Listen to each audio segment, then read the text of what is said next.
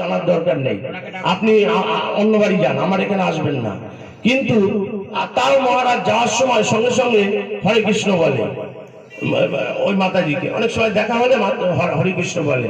একদিন উনি মানে সকালবেলা ওই দুয়োর ধারে গোবর দিয়ে নেতা দিচ্ছিল, তো দিতে মহারাজ যাচ্ছিল, তখন বলছে হরে কৃষ্ণ।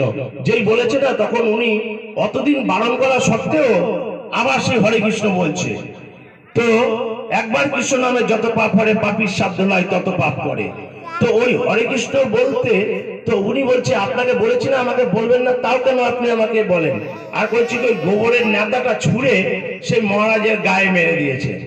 তো মেরে দিয়েছে, বলছে আর মাধুগিরি করতে এসছি, আপনি নেতা দিলেন ঠিক আছে। উনি মহারাজ কিছু মনে না করে ওই নেতাটাকেই সঙ্গে করে, কাপড়ের ছেঁড়া কাপড়ের নেতাটা সঙ্গে করে নিয়ে গেছে। তো নিয়ে যাওয়ার পর সেই নেতাটাকে ভালো করে সাবান দিয়ে ধুয়েছে।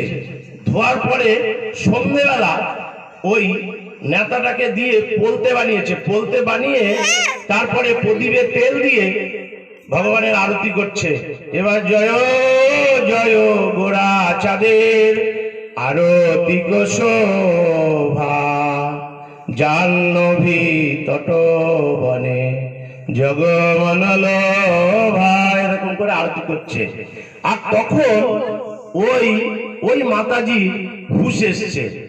দেখুন সেবার কত গুণ। আমরা যত সাধু সন্ন্যাসী যেই আসুক সাধু বেশে, তাকে আমরা কিছু না কিছু দান করব, তাহলে কি হবে, আমাদের মঙ্গল হবে।